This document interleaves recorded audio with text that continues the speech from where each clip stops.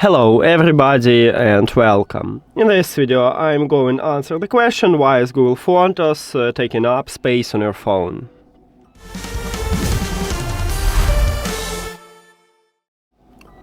So firstly, every application itself requires storage for the data and updates, and Google Photos is not an exception.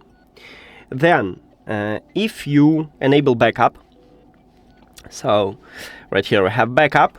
If you enable backup, I recommend you to do this, but original photos and videos might still reside on your phone unless you use free up space.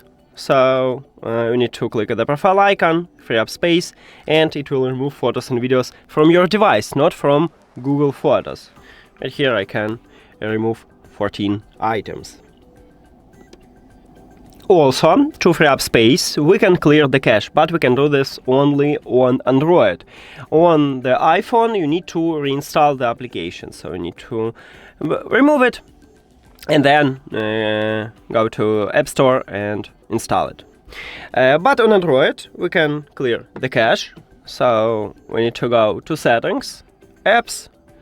In the Apps, we need to find Google Photos,